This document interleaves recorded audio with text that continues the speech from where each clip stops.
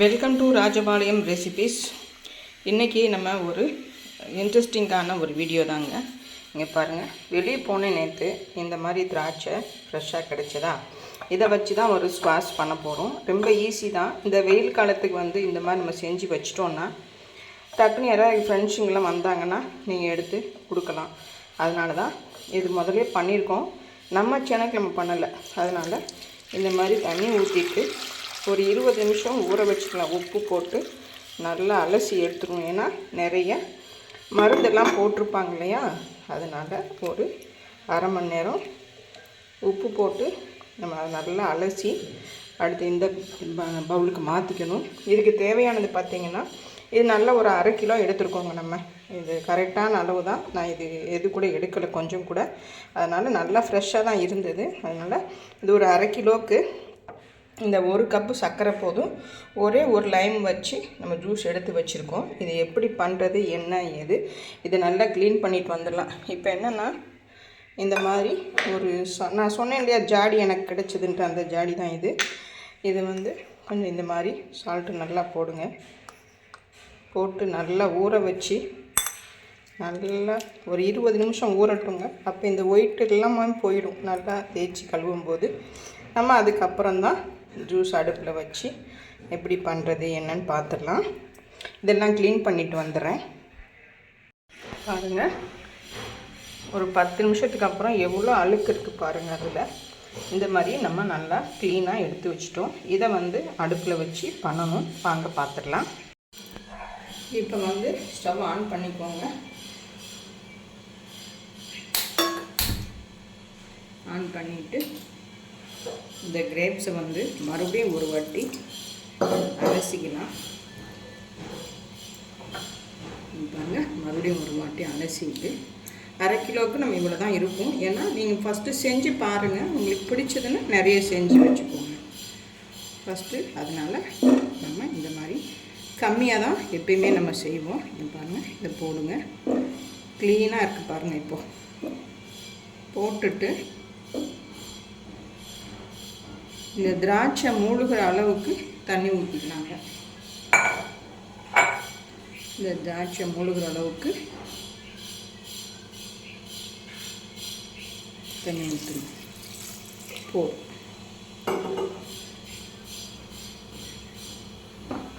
போட்டுட்டு இதுக்கு உண்டான மூடியை போட்டு ஒரு 10 to 15 மினிட்ஸ் நல்லா இது கொதிக்கணும். கொதித்து அந்த கலரெல்லாம் வெளியே வந்ததுக்கப்புறம் இந்த மாதிரி எடுத்தாலே நல்லா வெந்திருக்கணும். அதுக்கப்புறம் தான் நம்ம மேஷ் பண்ணிவிட்டு நம்ம செஞ்சு வச்சோன்னா சூப்பராக இருக்கும். இது ஒரு 10 நிமிஷம் கழித்து பார்க்கலாம்.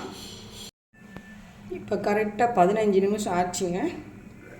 இப்போ பாருங்கள், அழகாக வெந்து வந்திருக்கு பாருங்கள். அப்போம்போது நீங்கள் இந்த மாதிரி ஒரு நல்லா மேஷ் பண்ணிக்கலாம். பாருங்கள் எவ்வளோ அழகாக வெந்து, கலர் பாருங்கள் சூப்பராக இருக்குது. இந்த மாதிரி மசிச்சு கொடுங்க.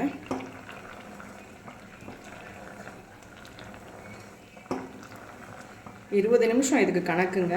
இன்னும் ஒரு 5 நிமிஷம் இருக்கட்டும். 15 நிமிஷம் தானே ஆச்சு. இன்னும் ஒரு 5 நிமிஷம் இருக்கட்டும். அப்புறம் மறுபடியும் பார்த்துடலாம். இன்னொரு 5 நிமிஷம் மூடி வைக்கலாம்.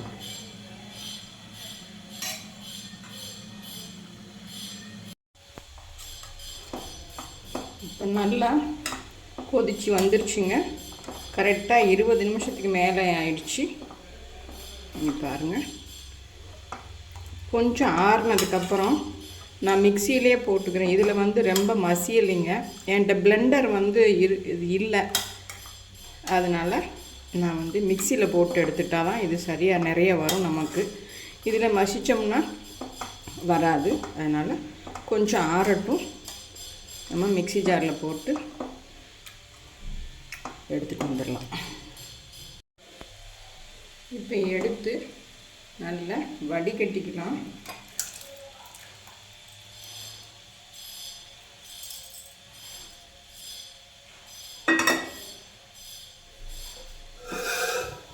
இங்கே பாருங்கள், இந்த மாதிரி வடிகட்டியிருக்கோம்.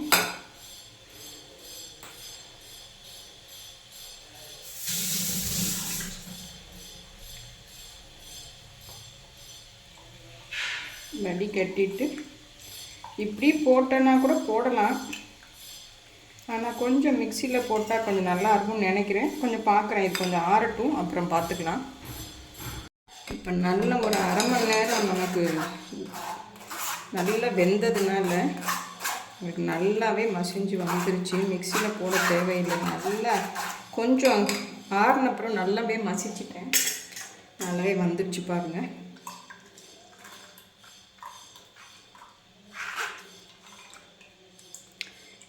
இந்த இது வந்து நமக்கு இன்னும் தேவைப்படாது.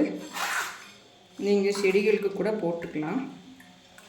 கொஞ்சம் ஆறினதுக்கப்புறம் போடுங்க.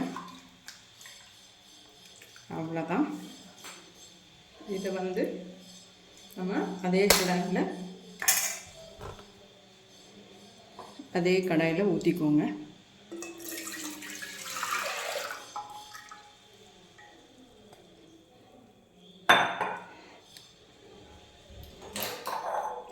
ஸ்டவ் ஆன் பண்ணிக்கோங்க. நமக்கு 1/2 கிலோங்கிறதுனால இந்த 1 கப்பு நமக்கு சர்க்கரை போதுமானது. இது கொஞ்சம் வரட்டும், கொதி வரட்டும்.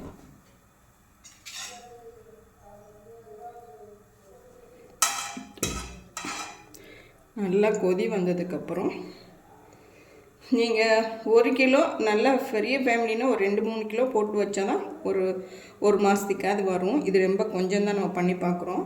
இங்கே பாருங்கள், இது வந்து 1/2 கிலோவுக்கு இந்த கிட்டத்தட்ட இது வந்து 150 கிராம் இருக்கும். போடுங்க. போட்டு இது நல்ல ஒரு 30 நிமிஷம் ஆகணுங்க. ஆனால் தான் வந்து உங்களுக்கு அந்த நல்ல கெட்டிப்படுங்க. கெட்டிப்பட்டதுக்கு அப்புறம் தான் உங்களுக்கு வந்து நல்லாவே வரும். இப்போ ஒரு 10 நிமிஷம் கழித்து பார்க்கலாம்.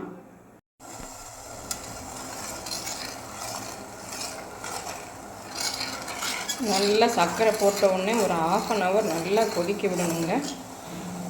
அந்த பிசுக்குத்தன்மை வரணும். அதுக்கப்புறம் நீங்கள் எடுத்தால் தான் உங்களுக்கு அந்த ஸ்குவாஷ் கரெக்டாக வரும். இப்போ நல்லா கொதி வருது பாருங்கள். அடுப்பை இப்போ சிம்மில் வச்சுக்கோங்க. வச்சுட்டு நல்லா கிளறி கொடுங்க. கலர் பாருங்கள். நீங்கள் கலர் போடாமலே உங்களுக்கு கலர் வந்திருக்கு. நீங்கள் பன்னீர் திராட்சை போட்டிங்கன்னா நீங்கள் அதில் ஒரு 1/2 பீட்ரூட் போட்டுக்கோங்க. உங்களுக்கு கலர் நல்லாவே வரும். சில பேர் அதையும் பண்ணுவாங்க, அதனால் சொல்கிறேன். இப்போ 1/2 hour ஆயிடுச்சுங்க. இங்கே பாருங்கள், இந்த மாதிரி கெட்டிப்பட்டிருக்கு. இன்னும் ஒரு 10 நிமிஷம் ஆனால் தான் நமக்கு இது ரெடியாகும். இது நல்லா கொஞ்சம் ஆறினதுக்கப்புறம் தான் நம்ம வந்து அந்த லைம் ஜூஸை போடணும். இன்னும் ஒரு 10 நிமிஷம் இருக்கட்டும், அப்புறம் பார்த்துக்கலாம். கிட்டத்தட்ட இந்த ஸ்குவாஷ் பண்ணுறதுக்கு 1 மணி நேரம் ஆயிருங்க. பொறுமையாக வந்தால் தான் இது வரும். பாருங்கள், ரொம்பவே ஆனால் வெளியே வாங்காமல் குழந்தைங்களுக்கு நம்மளே செஞ்சு கொடுத்தா ஒரு திருப்தி இருக்கும் பார்த்தீங்களா, அது கிடைக்கும். இங்கே பாருங்கள், சூப்பராக வந்திருக்கு. நீங்கள் பன்னீர் திராட்சையில் கூட பண்ணலாம்.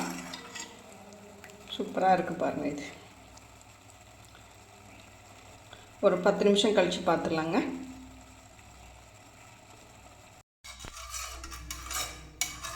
இப்போ பாருங்கள், நல்லா கெட்டியாகி நம்ம குலோப்ஜாம் பண்ணுவோம் பார்த்திங்களா, அந்த மாதிரி கொஞ்சம் பிசுப்பு தன்மை வரணும். அதுதான் இது கூட பக்குவங்க.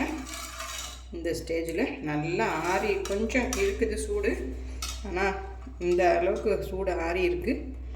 இப்போம்போது இந்த ஒரே ஒரு எலுமிச்சம்பழம், வேறு நம்ம ஹோம்மேடாக இருக்கிறதுனால வந்து வேறு ப்ரிசர்வேட்டிவ் ஒன்றும் நம்ம போட போகிறதில்ல. அதனால் நீங்கள் நல்லா ஞாபகம் வச்சுக்கோங்க, 1/2 கிலோவுக்கு வந்து ஒரே ஒரு பழம்தான். நீங்கள் நிறைய செஞ்சு வச்சுக்கோங்க, இதெல்லாம் பத்தாதுங்க. இங்கே பாருங்கள், நான் பெரிய ஜாடி எடுத்துகிட்டு வந்தேன். ஜூஸ் இருக்கிறது பார்த்தா இந்த குட்டி ஜாடிக்கு தான் வருமோ என்னமோ தெரியல. இப்போ வந்து நம்ம ஃபஸ்ட்டு நம்மளே டேஸ்ட் பண்ணிடலாம். பெரிய கிளாஸ்லலாம் போட்டால் சீக்கிரம் காலி ஆகிடும்ல, அதனால் ஒரு சின்ன கிளாஸில் நம்ம இன்றைக்கி போட்டு சாப்பிட்டு பார்க்கலாம். ஒரு 1/4 கிளாஸ் இது ஊற்றிக்கோங்க. அதுக்கப்புறம் கூல் வாட்டர் ஊற்றிக்கோங்க. நல்லா கூலாக போட்டுங்க. இல்லைன்னா ஐஸ் க்யூப் கூட போடுங்க. ஒத்துக்கிட்டால் பண்ணுங்க, இல்லைன்னா பண்ணிடாதீங்க. ஒரு சில பேருக்கு ஒத்துக்காது, அதனால் சொல்கிறேன். இப்போ பாருங்கள், இந்த அளவுக்கு நம்ம ஜூஸ் எடுத்துருக்கோம்.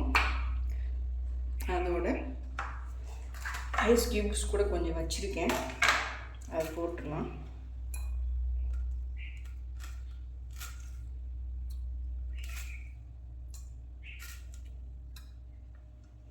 இது வேறு ஒன்றும் இல்லைங்க, பீட்ரூட் தான் போட்டு வச்சுருக்கேன். அதனால தான் இந்த கலரும் அதே தானே அப்படின்னு சொல்லிட்டு தான் நான் இதில் போடுறேன், இல்லைன்னா போட மாட்டேன். கொஞ்சம் கூல் வாட்டர் ஊற்றிக்கலாம். இப்போ உங்களுக்கு பார்க்கவே அட்டகாசமாக இருக்குது பார்த்தீங்களா? இப்போ பார்க்கவே நல்லாயிருக்கு. இது எப்படின்னு குடித்து பார்த்துடலாம். ஒரே நிமிஷம்.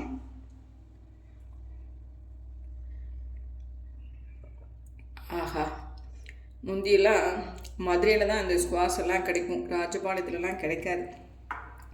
இந்த வெயில் காலத்துக்கே வந்து ஒரு 4-5 கலர் வாங்கி வச்சுக்கிறது நாங்கள். ஆரஞ்சு, லெமன், அப்புறம் சாகி குலாப்னு ஒன்று இருக்குங்க, ரொம்ப நல்லாயிருக்கும். அதெல்லாம் அந்த ஞாபகம் தான் வருது எனக்கு. சூப்பராக நீங்களும் குடிச்சு பார்க்குறீங்களா? ரொம்ப அருமையாக வந்திருக்குது. சிரமம் பார்க்காம இது மாதிரி குழந்தைங்களுக்கு செஞ்சு கொடுங்க, நீங்களும் சாப்பிடுங்க. இன்னொரு வாட்டி குடிக்கிறேன். அருமையாக வந்திருக்குதுங்க. இப்போ பார்த்தீங்கன்னா நல்ல அருமையான ஒரு ஸ்குவாஷ், கிரேப் ஸ்குவாஷ் பண்ணியாச்சுங்க. ரொம்ப ஈஸி பாருங்கள். கொஞ்சம் நேரம், ஒரு அரை மணி நேரம் பொறுமையாக இருந்தீங்கன்னா உங்களுக்கு அட்டகாசமான அருமையான ஒரு ஜூஸ் கிடைச்சிரும். பாருங்கள், இந்த மாதிரி நீங்கள் வந்து உங்கள் ஃப்ரெண்ட்ஸு, உங்கள் ரிலேஷன்லாம் வந்தாங்கன்னா அவங்களுக்கும் இது மாதிரி கொடுத்து அசத்துங்க. இதுலேயே நீங்கள் சப்ஜா விதையும் நீங்கள் ஊற வச்சு போடலாம், ரொம்ப சூப்பராக இருக்கும். இப்போ இந்த பாட்டில் வந்து நல்லா வந்து வெந்நீரில் போட்டு நல்லா சர்வீஸ் பண்ணிட்டு தான் இதை எடுத்து ஊற்றி வைக்கணும். அதுக்காக தான் நான் இது உங்களுக்கு காமிக்கலை. அதுக்கப்புறம் நம்ம திருப்பி மறுபடியும் நிறைய பண்ணணுங்க, இது பத்தாது. இது உங்களுக்காக கொஞ்சம் பண்ணியிருக்கேன். இன்னும் குழந்தைங்க லீவில் வரும்போது நம்ம நிறைய பண்ணி வச்சுக்கலாம் அப்படின்னு சொல்லிகிட்ருக்கேன். நீங்களும் செஞ்சு பார்த்துட்டு கமெண்ட் பண்ணுங்கள். தேங்க்யூ.